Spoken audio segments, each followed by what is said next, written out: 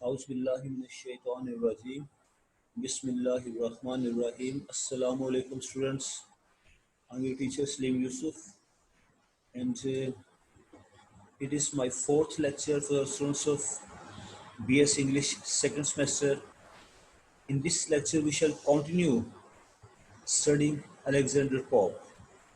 تو اسٹوڈنٹس آج ہی میرا فورتھ لیکچر ہے. الیگزینڈر پوپ سے متعلق ریپ آف دا لاگ ہم پڑھ رہے تھے. تو جہاں سے ہم نے کل فنش کیا تھا وہیں سے آگے شروع کریں گے. تو آئیے اللہ کے پاک نام سے ہم آج کا آپ کا لیکچر شروع کرتے ہیں.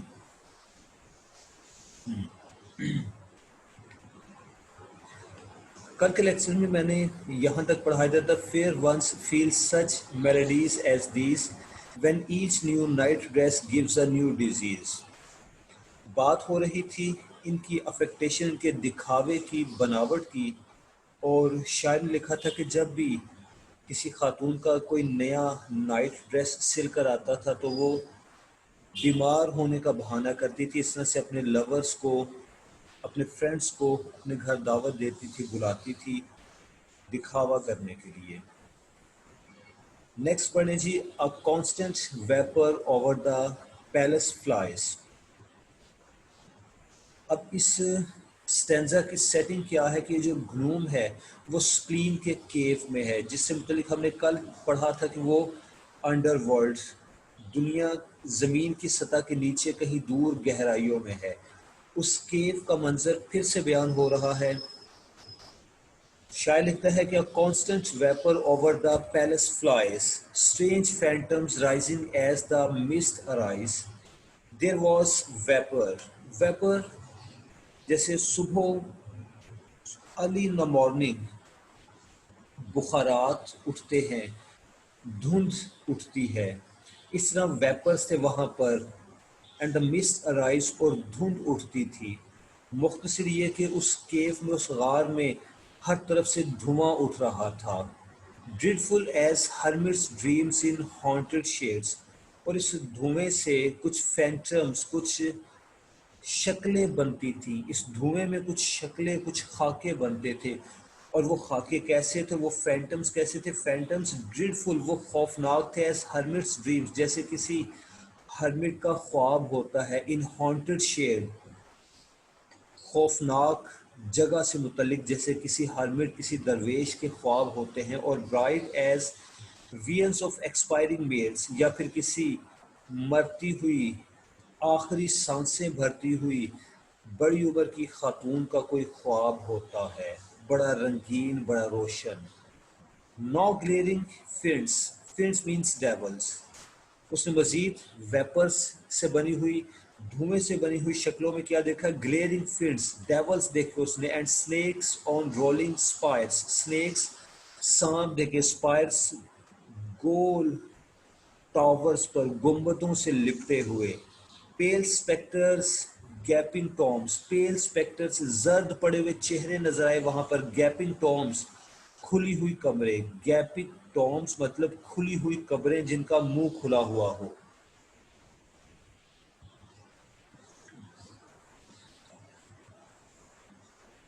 اینڈ پرپل فائرز، اور پرپل کلر، جامنی رنگ کی آگ اسے وہاں دکھائی دی.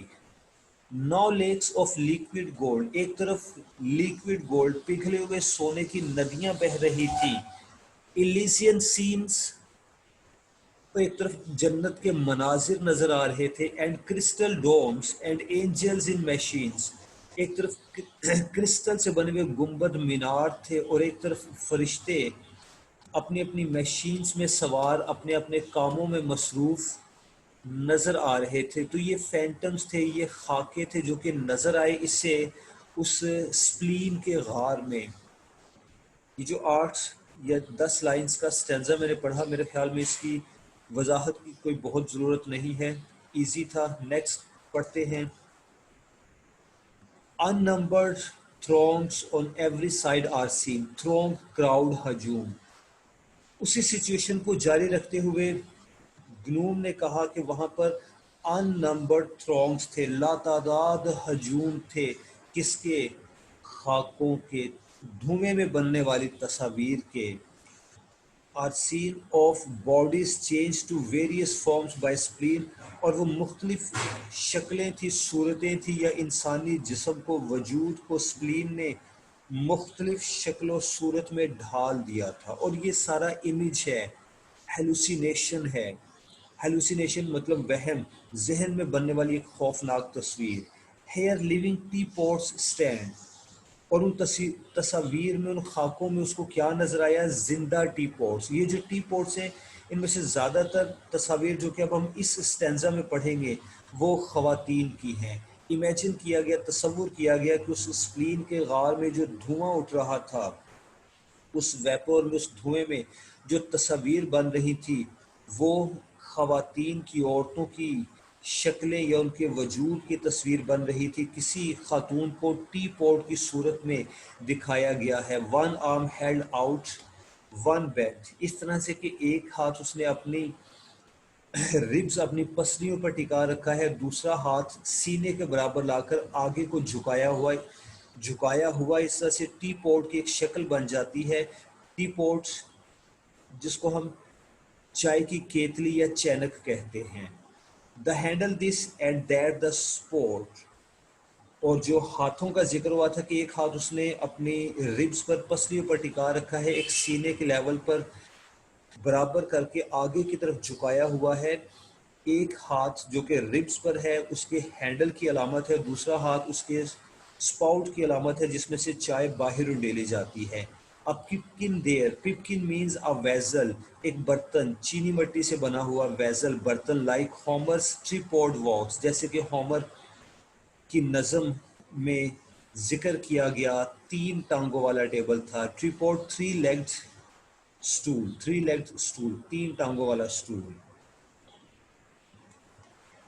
ہیئر سائز اجار، ادھر ایک جار آہیں بھرتا دکھائی دیتا ہے۔ اب جار آہیں نہیں بھرتا، یہ بھی ایک خاتون کا عکس تھا، ہیولا تھا، جس کا وجود ایک جار کی صورت میں ظاہر کیا گیا ہے، اور وہ جار آہیں بھرتا ہے۔ اینڈ دیر آر گوس پائی ٹاک، اور ایک طرف ایک گوس پائی یعنی بطخ کا پکا ہوا گوشت باتیں کرتا ہوا دکھائی دیتا ہے۔ مین پروو وتھ چائلڈ، اور وہاں پر پریگننٹ مرد نظر آتے ہیں۔ پاورفل فینسی ورکس، اور یہ سارا طاقتور تصور فینسی کا کام تھا، یہ سب سپلین کی بنائی ہوئی، اس کے تصور سے بنی ہوئی تصاویر تھیں۔ اینڈ میڈس ٹرنڈ باٹلس، اور کچھ خواتین کی تصاویر، اس کے عکس یا سائے نظر آئے جو کہ ان کا وجود بوٹل کی طرح کا تھا، بوٹل میں کنورٹ ہو گیا تھا، کال لاؤڈ فار کاکس، اور وہ اس بوٹل کے لیے ڈھکن یعنی کاکس کور مانگتی تھی۔ تو جناب اس سٹینزا کی میں ہلکی سی وضاحت کر دوں، اس سپلین کے غار میں اسے خواتین کی بہت سی تصاویر نظر آتی ہیں، ویپر، دھوئیں میں بنی ہوئی تصاویر، کوئی خاتون چائے والی کیتلی یا چینک بنی ہوئی ہے، کسی نے جار کا روپ دھار رکھا ہے، کوئی ایک بوٹل ہے جس کا ڈھکن کھلا ہوا، اور وہ بوٹل اپنے ڈھکن، اپنے کور کا ڈیمانڈ کرتی ہے۔ تو جار کا آہیں بھرنا اور بوٹل کا اپنا کور یا ڈھکن مانگنا، یہ لیڈیز کی، خواتین کی انفلفلڈ ڈیزائرز کی طرف اشارہ تھا کہ those ladies were empty from within just like an empty jar, just like a bottle, and they need something to fill that empty jar, they need something to fill that empty bottle and to cork it, to lock it. انہیں اپنی خواہشات کی تکمیل چاہیے تھی۔ اب اس کی دوسرے انداز میں وضاحت یہ ہے کہ یہ جو بھی خاکے ہمارے سامنے پیش کیے گئے، انفیکٹ یہ ڈپریشن کی علامت ہے۔ جب میں صرف خواتین کے حوالے سے بات کرتا ہوں کیونکہ اس پیراگراف میں خواتین کا ہی ذکر ہے، اور الیگزینڈر پوپ نے اپنے زمانے کی خواتین کو ہی ٹارگٹ کیا ہے، لہٰذا میں انہی کے حوالے سے بات کرتا ہوں کہ when the wishes or desires of women are not fulfilled for a long time, they undergo a process of depression. جب خواتین کی خواہشات لمبے عرصے تک پوری نہیں ہوتی، وہ فیشن اور میک اپ سے متعلق خواہشات ہوں، وہ شادی سے متعلق، فرینڈشپ سے متعلق خواہشات ہوں کیسی بھی ہوں، جب وہ لمبے عرصے تک پوری نہیں ہوتی تو پھر وہ ذہنی طور پر ڈپریشن کا شکار ہو جاتی ہیں، کسی اور بیماری میں مبتلا ہو جاتی ہیں، نفسیاتی بیماریوں کا یہاں ذکر ہے، تو پھر انہیں اس طرح کے عکس حیولے دکھائی دیتے ہیں۔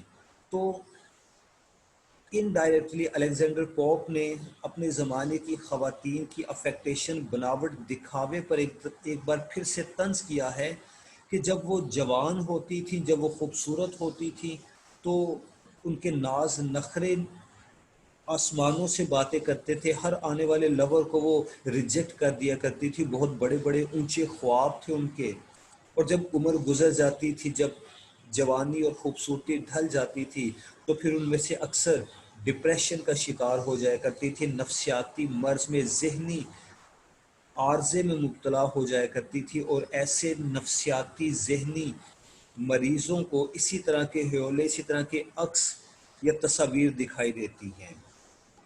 تو جناب یہ جو لاسٹ اسٹینزا ہم نے پڑھا، بظاہر اس میں ایک خوف کا منظر تھا، فضولیات تھیں، لیکن اس میں بڑا گہرا فلسفہ ہے۔ شاعر نے اپنے زمانے کی خواتین کو ٹارگٹ کر کے ان کے کردار کا ایک ڈارک ایسپیکٹ ہمارے سامنے پیش کیا ہے۔ نیکسٹ پڑھتے ہیں جی۔ Safe passed the gnome through this fantastic band. اب شاعر لکھتا ہے کہ گنوم اس عالیشان گروہ میں سے بڑی باحفاظت گزر جاتی ہے۔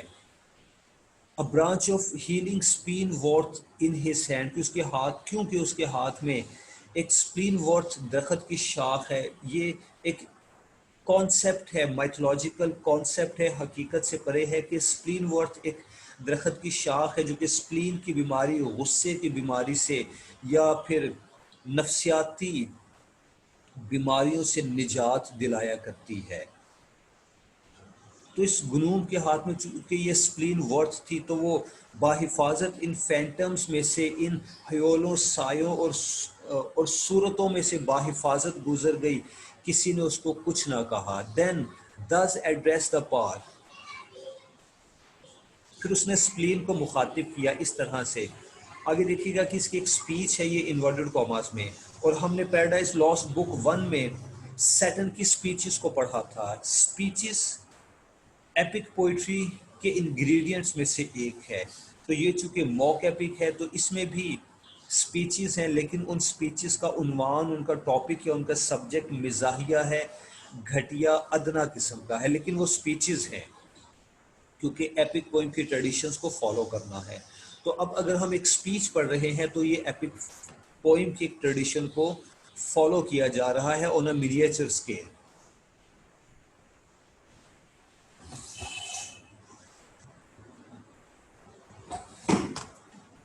جی اس کو پڑھنا شروع کرتے ہیں۔ تو گنوم کہتی ہے، ہیل ویورڈ کوئین۔ ویورڈ مطلب وہ جو اپنے ارادوں پر ڈٹی نہ رہ سکے، وہ جو کہ مسلسل فیصلے بدلتی رہے، ڈگمگاتی رہے، وہمی۔ اس کا بڑا مناسب مطلب اردو میں اس نے کہا کہ hail wayward queen. Hail means welcome, خوش آمدید کہتی ہوں، میں آپ کو سلام پیش کرتی ہوں۔ Who rule the sex to 50 from 15، اور سپلین سے متعلق کہا گیا کہ تمہاری حکمرانی ہے خواتین پر، 15 سال سے لے کر 50 سال کی عمر تک کی خواتین پر تمہاری حکمرانی ہے۔ حکمرانی کیسی ہے کہ ان کے خیالات کو بہکاتی ہے، ان کو بھٹکاتی ہے، یہ حکمرانی ہے اس کی۔ Parents of viper and of female what. Viper مطلب ہے ویم یا ڈپریشن، کہ تم خواتین کے ذہن میں ڈپریشن پیدا کرنے کی ذمہ دار ہو۔ پیرنٹس یہاں پر مراد ہے رسپانسبل، ذمہ دار۔ خواتین کے ذہنوں میں، ان کے دل و دماغ میں جو بھی وہم، جو بھی ومز اٹھتی ہیں، جو لہر اٹھتی ہے، ایک شدید خواہش، کوئی اچانک خواہش اٹھتی ہے، تم اس کی ذمہ دار ہو۔ ہو گیو دا ہسٹیرک اور پوئٹک فٹ، اور تم ان پر ہسٹیریا، جنون طاری کر دیتی ہو، یا ان پر شاعری کی ایک فٹ، ایک جنون طاری کر دیتی ہو۔ On various tempers act by various ways, یعنی مختلف مزاج سے تعلق رکھنے والی عورتوں پر تم مختلف انداز میں حملہ کرتی ہو۔ اب یہ جو لکھا گیا کہ وین گیون دا ہسٹیرک اور پوئٹک فٹ، اس کا مطلب ہے کہ جب یہ سپلین خواتین کے دل و دماغ پر ان کے خیالات کو متاثر کرتی ہے، ان کے خیالات پر، ان کی سوچ پر حملہ کرتی ہے، تو کچھ کو تو ہسٹیریا یا جنون ہو جاتا ہے، اور کچھ شاعری کرنے لگتی ہیں اپنے اندر کے دبے ہوئے جذبات کا اظہار کرنے کے لیے. On various tempers act by various ways, اور اس طرح سے یہ سپلین مختلف مزاج کی خواتین پر مختلف انداز میں اثر کرتی ہے. Make some take physics others ascribe please, تو ان میں سے کچھ کو تو وہ ٹیک فزک دوائیاں لینے پر آمادہ کر دیتی ہیں، یعنی کچھ خواتین اپنے آپ کو بیمار خیال کرتی ہیں اور وہ دوائیوں کا استعمال شروع کر دیتی ہیں. ادرس اسکریبل پلیز، اور کچھ ڈراماز لکھنا شروع کر دیتی ہیں. Who caused the proud their visit to delay? Who caused the proud their visit delay؟ اچھا جی، اب اشارہ ہے ان خواتین کی طرف جو کہ بڑی تکبر بھری ہیں اور وہ اپنی وزٹ کو ڈیلے کر دیتی ہیں. سین کچھ اس طرح سے بنایا ہے کہ ایک بڑی تکبر بھری خاتون ہے جسے اپنے دولت پر، اپنے حسن پر مان ہے، اپنے مقام مرتبے یا جاہ و جلال پر مان ہے، اور اس کے پڑوس میں کچھ نئے پڑوسی آتے ہیں، ان کے پڑوس میں کسی نے گھر خریدا ہے اور وہ اس نئے پڑوسی کو ویلکم کہنے کے لیے،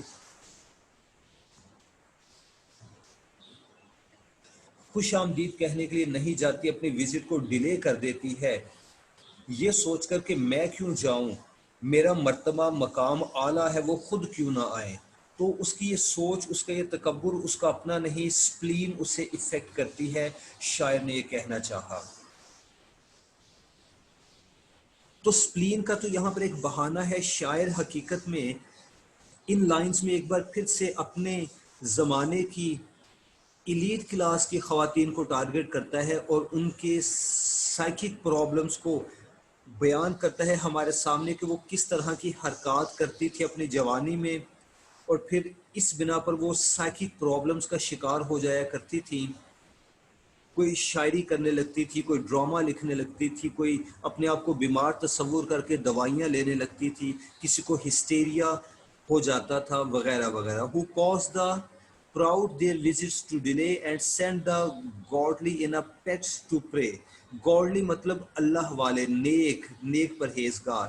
اور سپلین کچھ گورلی ویمن کے ساتھ کیا کرتی ہے، یعنی وہ خواتین جو کہ اپنے آپ کو بڑا نیک پرہیزگار ظاہر کرتی ہیں، اپنے آپ کو اللہ والیاں ظاہر کرتی ہیں. ان اے pet to prey, pet means fit, cycle, circle, ایک مسلسل چلنے والی چین، اس پر دعاؤں کا، عبادات کا ایک جنون طاری کر دیتی ہے کہ وہ صبح و شام دن رات دعاؤں میں، عبادتوں میں لگی رہے، لیکن ان کی عبادتوں میں دکھاوا ہوتا ہے، منافقت ہوتی ہے، لہٰذا ایسی عبادتیں قابل قبول نہیں ہوتی.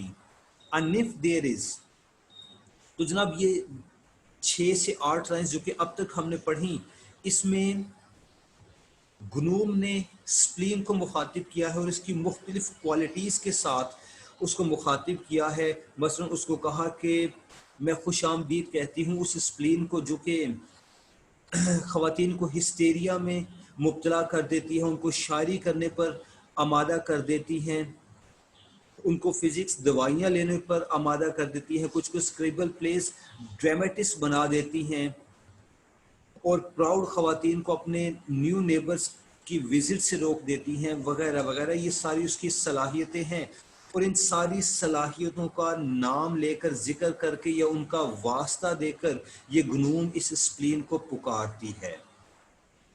And if there is that all the part disdain، اب بلینڈا کا حوالہ دے کر اس نے کہا کہ if there is a girl that all the past disdain، جو کہ تمہاری ساری صلاحیتوں، طاقتوں کو ریجیکٹ کرتی ہے. یعنی بلینڈا کے حوالے سے کہا کہ دنیا میں خاتون ہے جو تمہاری طاقتوں، صلاحیتوں کو نہیں مانتی، کیونکہ وہ مسلسل خوش ہے، اس کو کوئی بیماری لاحق نہیں، اس میں کوئی احساس کمتری نہیں، اس میں کوئی جنون نہیں.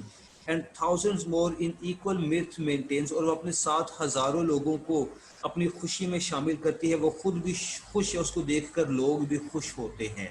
بٹ اور if ever thy groom could spoil a grace، اب اپنی بات کرتی ہے یہ گنوم، اپنی صلاحیتوں کو جتا کر اگلی آنے والی 6 سے 8 لائنز کا میں خلاصہ بیان کر رہا ہوں، وہ لائنز جو کہ ہم پڑھنے جا رہے ہیں تاکہ آپ کو آسانی سے سمجھ آ جائے۔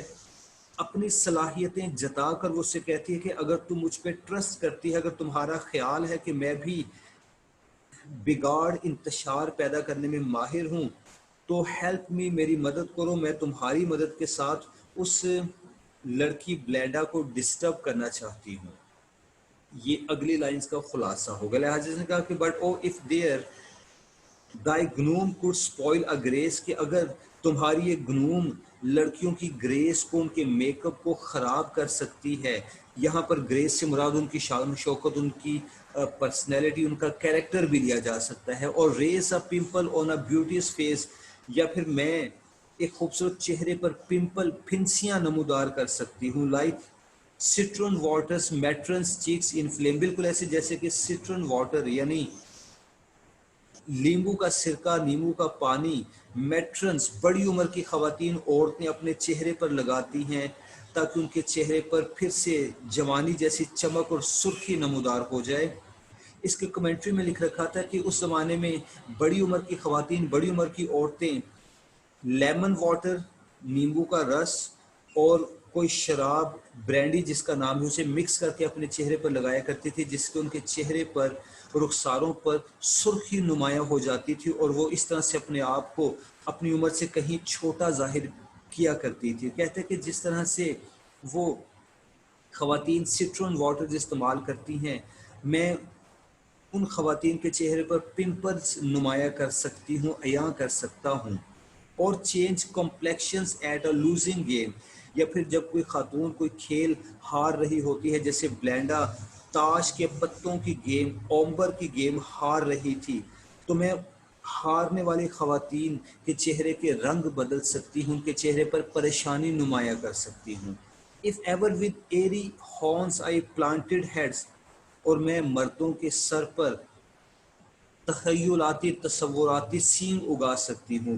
ہارنز اور آن ہیڈ یہ میڈیول ایجز کا ایک کانسیپٹ تھا۔ مڈل ایجز یعنی جیفری چوسر کو ہم نے پڑھا تھا، جیفری چوسر اس سے بھی پہلے کے زمانے کا یہ کانسیپٹ تھا یورپ کا، کہ جس مرد کی بیوی بے وفا ہوتی ہے، کسی دوسرے مرد میں دلچسپی رکھتی ہے، تو ایسے خامد کے سر پر سینگ اگ آتے ہیں۔ وہ سینگ اس کو نہ تو نظر آتے ہیں، نہ وہ ان کو محسوس کر سکتا ہے، لیکن دوسرے وہ سینگ دیکھتے ہیں اور اس پر ہنستے ہیں کہ وہ جاتا ہے مسٹر ایکس جس کی بیوی اپنے پڑوسی کے عشق میں مبتلا ہے۔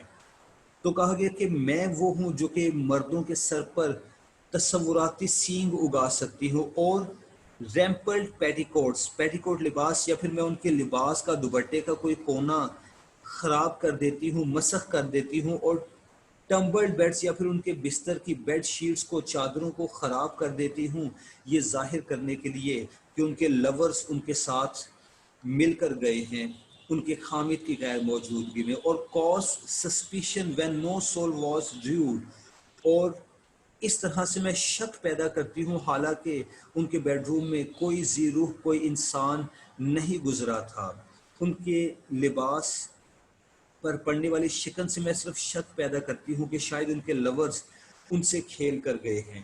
تو جناب ان لائنز میں ان خواتین سے متعلق جو کچھ گنوم نے کہا کہ میں ان کے ساتھ یہ کچھ کر سکتی ہوں، اس گنوم کو ایک ٹول، ایک اوزار بنا کر، اس کو ایک ذریعہ بنا کر اس نے بتایا کہ اس کے زمانے کی خواتین کے کس طرح کے کام ہوا کرتے تھے، ان کی ایکٹیویٹیز، ان کے چال چلن کیا ہوا کرتے تھے۔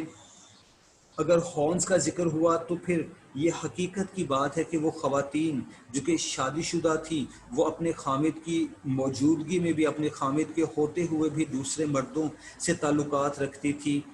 پیٹی کوٹ کا مسخ ہو جانا، لباس پر شکن پڑ جانا، یعنی وہ دوسرے لورز کو اتنی اجازت دیا کرتی تھی کہ وہ ان کے قریب آئیں اور ان کے جسم سے کھیلیں اور ان کے بیڈ روم کی بیڈ شیٹس کو خراب کریں وغیرہ وغیرہ۔ یہ ساری حرکتیں ان خواتین میں پائی جاتی تھی۔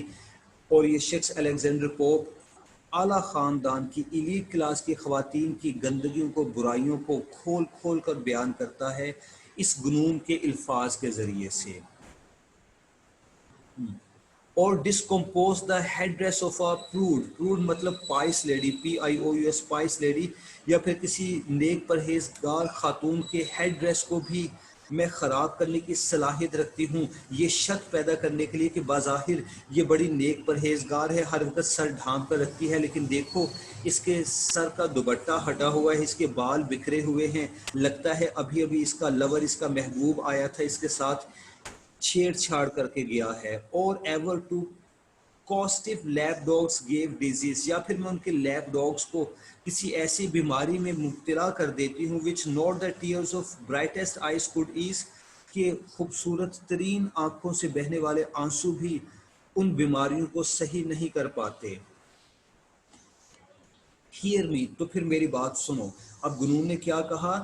اپنی ذات سے متعلق یہ لمبی چوڑی تمہید بنانے کے بعد، اپنی صلاحیتوں کو بیان کرنے کے بعد اس نے کہا کہ اگر تمہیں یقین ہے کہ مجھ میں یہ ساری صلاحیتیں ہیں اور میں یہ سب کچھ کر سکتی ہوں تو پھر ہیئر می، سنو میری بات۔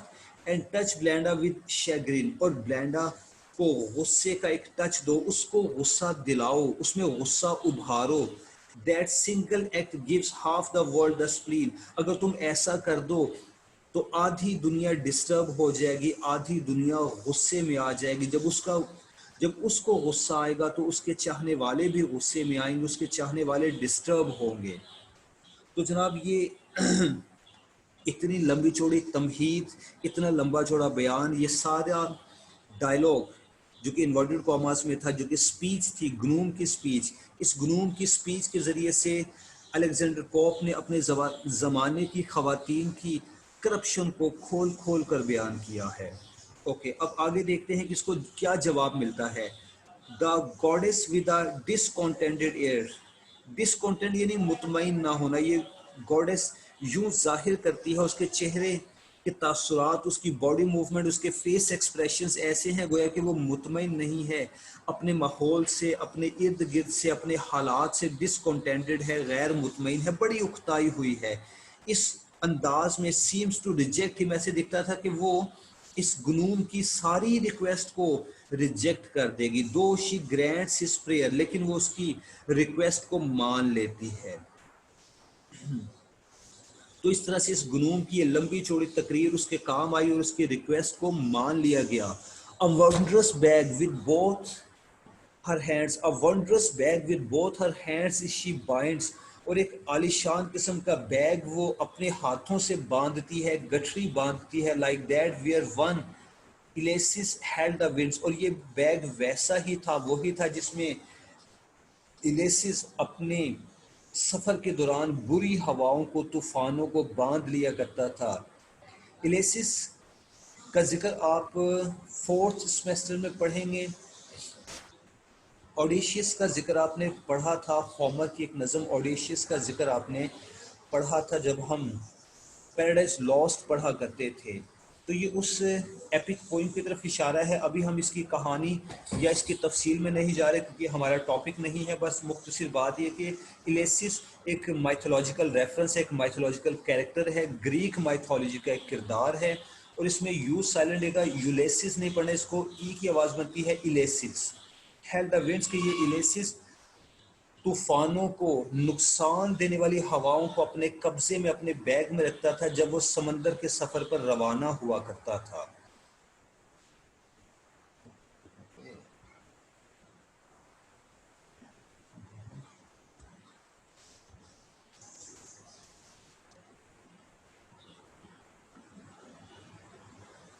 جناب ایک منٹ کو مجھے ٹائم دیجیے گا، مجھے لگتا ہے کہ پیج گم گیا ہو۔ ہیلڈ دا ونگس، ٹھیک ہے، wings there she collect the force of female lungs, ہاں جی ٹھیک ہے، پیج پر ہم واپس آ گئے ہیں۔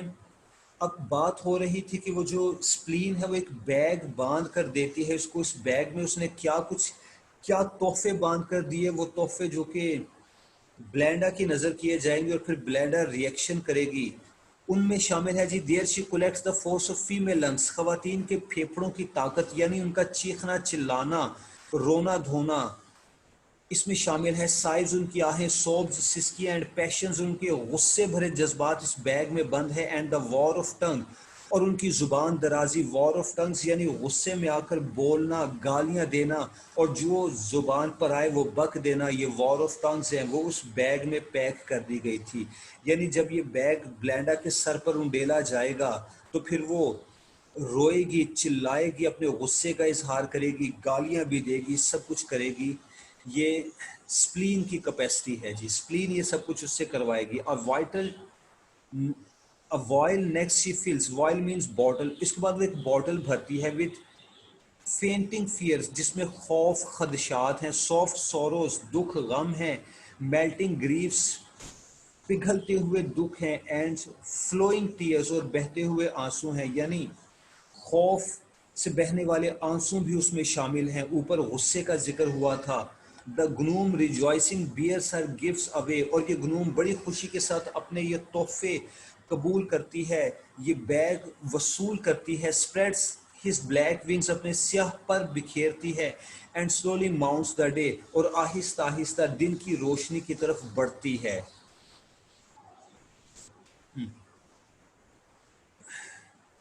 لو جناب، یہ اس سپلین کے غار کا منظر تھا جو ہم نے بڑی تفصیل سے پڑھا۔ اس کے بعد اب یہ گنوم اس سپلین کے غار سے باہر آ چکی ہے۔ اس ہیمپٹن کورٹ کا منظر دوبارہ سے ہمارے سامنے پیش کیا جاتا ہے، جہاں پر بلینڈا تھوڑی دیر پہلے بڑی خوش تھی، اب اس کی بالوں کی لٹ کٹ چکی ہے، اب وہ غم سے نڈھال اپنی ایک سہیلی کی گود میں سر رکھے لیٹی ہوئی ہے یا بیٹھی ہوئی ہے۔ سنک ان تھیلسٹرز آرمز، تھیلسٹرس اس کی سہیلی کا، فرینڈ کا نام ہے، تو اس کی باہوں میں یا اس کے شولڈر پر اپنا سر ٹکا کر یہ بیٹھی ہوئی ہے۔ دا نمف بلینڈا ہی فاؤنڈ، گنوم نے اس کو اس حالت میں پایا۔ Her eyes dejected and her hair bound unbound, her eyes dejected, اس کی آنکھوں میں افسردگی ہے، ہر ہیئر ان باؤنڈ، اور اس کے بال بکھرے ہوئے ہیں۔ تو اب کیا ہوتا ہے کہ جب یہ گنوم غصہ، گالیاں اور خوف اور آنسوؤں سے بھرا ہوا بیگ اور بوٹل لے کر واپس ہیمپٹن کورٹ میں آئی، تو اس نے دیکھا کہ بلینڈا اپنی ایک سہیلی تھیلیسٹرس کی کاندھے پر سر رکھ کر اس کے ساتھ ٹیک لگا کر بیٹھی ہوئی ہے، اس کی آنکھوں میں افسردگی ہے اور اس کے بال بکھرے ہوئے ہیں۔ Full over their heads the swelling bag he rent مطلب الٹ دینا، یہ غصے سے، آہوں، سسکیوں، گالیوں سے بھرا ہوا بیگ اس نے آتے ہی بلینڈا کے سر پر الٹ دیا۔ And all the furies issued at the vent, اور اس بلینڈا کا تمام تر غصہ فوراً ہی نمودار ہو گیا۔ فیوریز مطلب غصہ، ایشوڈ نمودار ہوا، ظاہر ہوا، at the vent at once, فوراً ہی بلینڈا نے اپنے غصے کا اظہار کرنا شروع کر دیا، وہ پھٹ پڑی۔ Belinda burns with more than mortal ire، ire means anger, اس لمحے بلینڈا کا غصہ غیر انسانی تھا، اس کے غصے کی انتہا وہ تھی جیسے کہ انسانوں کے غصے کی نہیں ہوا کرتی۔ And fierce Thalestris fans the rising fire, اور یہ فیئرس تھیلسٹرس اور غصے سے برہم اس کی سہیلی تھیلسٹرس بھی فینس دا رائزنگ فائر، اس اٹھتی ہوئی آگ کو مزید ہوا دیتی ہے، اس کو مزید بھڑکاتی ہے، اس کے غصے کو مزید بھڑکاتی ہے۔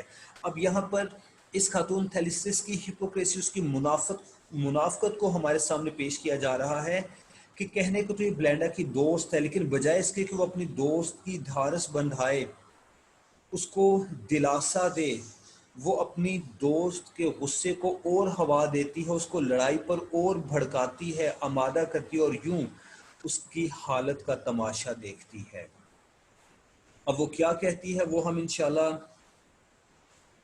کل کے لیکچر میں پڑھیں گے۔ آج کا لیکچر ہم یہاں پہ سٹاپ کرتے ہیں۔ یہ ہمارا 4تھ لیکچر تھا۔ اگلے لیکچر تک کے لیے اپنی ٹیچر کو اجازت دیجیے۔